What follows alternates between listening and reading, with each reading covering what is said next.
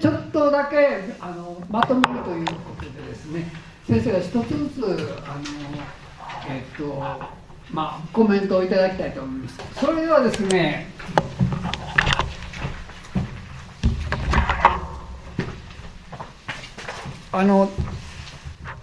本当はもう少し時間をとってなんて言いますか、パネルディスカッションとしてですね、私が最初に提案したようなことをまとめていきたいと思ったんですが、時間も迫ってまいりましたので、一言ずつ各講師の先生方にですねコメントをいただきたいと思います。今日例えば発表していただきました今の発表も含めまして他のも全部ですけども、子どもさんたちがですね、あれ面白そうだと、自分でもやってみましょうと、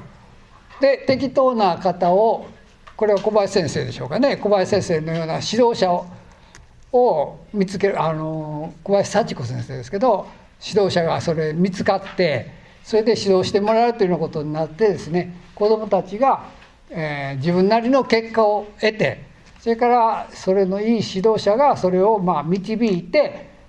子どもたちはこれはいい発表ができるなと思ってですね、そして弘則先生が、小林弘則先生がおっしゃったように、子どもさんが発表してた動画ありましたね。あれを見て本当感心したんですけど、全部読み上げてるというわけじゃなくて、ちゃんと自分でこう指してやってましたね。でああいう発表することができるというふうなことを踏まえまして、やっぱり、子どもさんがですね、何か実験をやったのを自分でそれをどっかに投稿して、それが記録として残るということは、この本日のテーマの理科好きな子どもを育むという点でメリットがあるかあんまりないか、その辺につきましてですね、一言ずつコメントをいただきたいと思います。それじゃあどなたからでも結構ですけれど、小林弘則先生が一番というか身近にあるとは思われますけど、こっちに来ていただけますか。林さんですよね。はい、貴重な発表の経験もさせていただきありがとうございました。皆さんのご発表を聞きながら、そしてまた伊勢村先生のこういった企画を、いろいろと拝聴しながらですね、大変価値のあるお取り組みなんじゃないかなと思います。やっぱり私も常々考えているのは、やっぱり自己肯定感という話をしましたけども、子どもたちが何か問題解決のために取り組んで、自分もできたんだ、やればできるんだっていう気持ちにさせていくっていうことは、自己効力感みたいなことなんかのことも妥当かと思うんですけれども、そういった気持ちを高めていくことで、やはり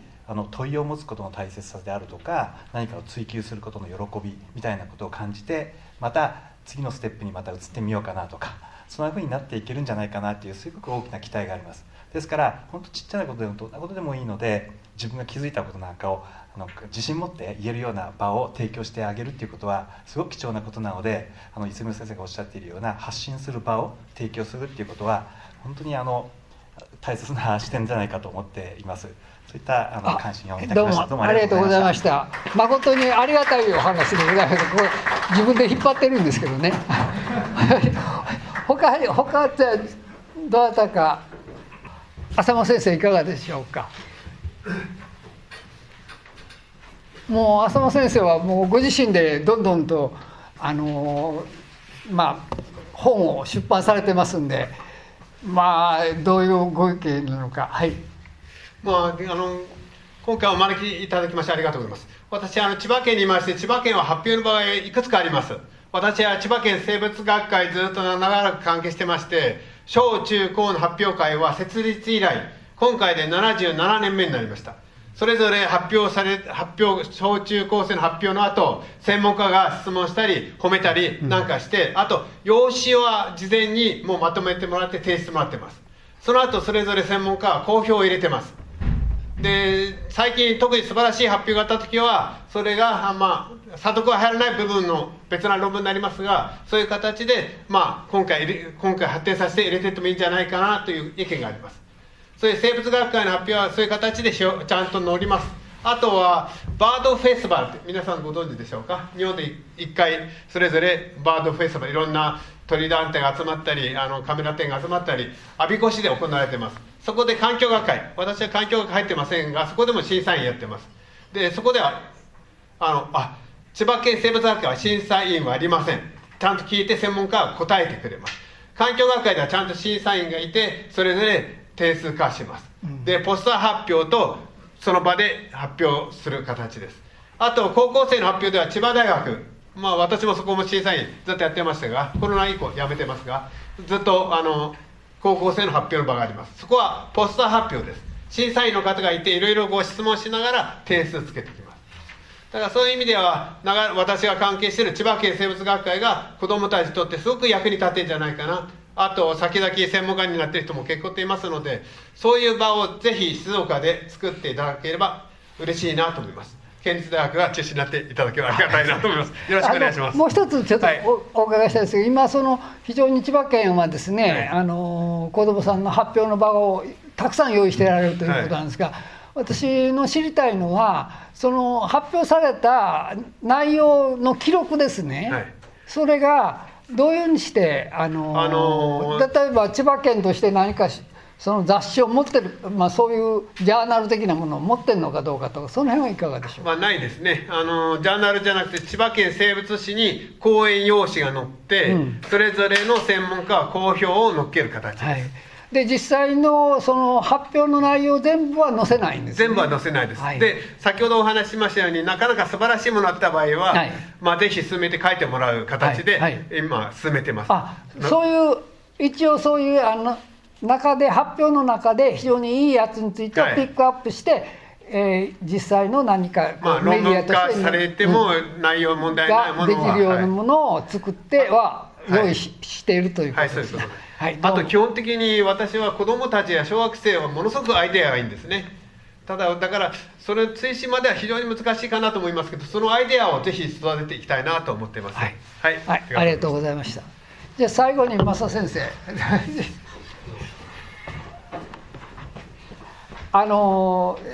先ほどいろいろ子どもさんたちに、実験を実施させて、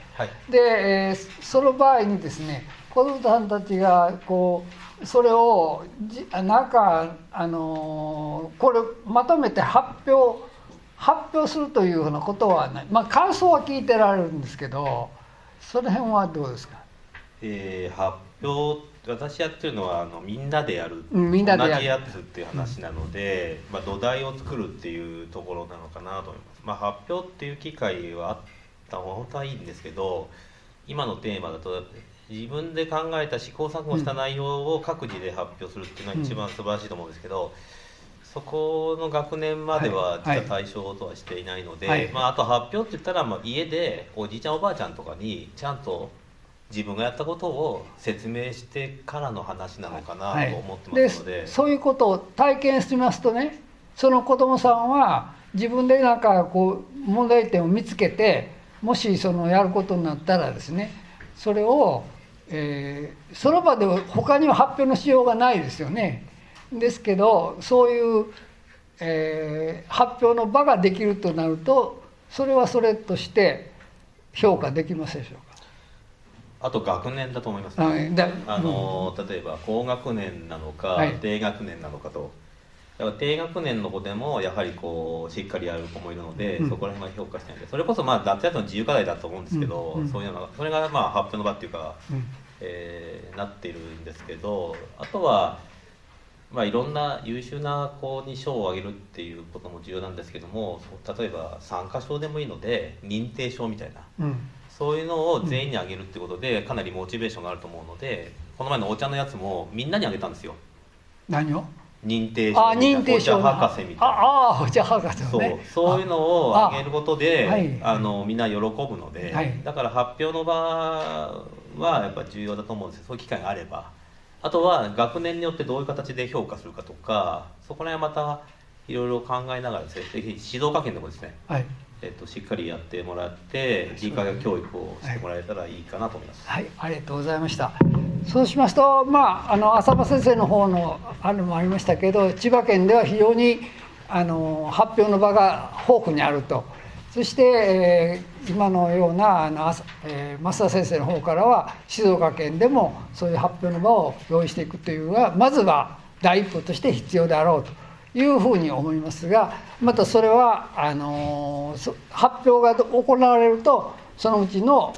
優秀なものについてはそれを記事として記録として残していくということも大事だというふうに感じました。手前味噌な結論で申し訳ございませんけど、これで本日私が、この、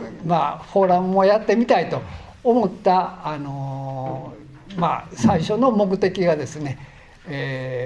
十分に達せられたと思います。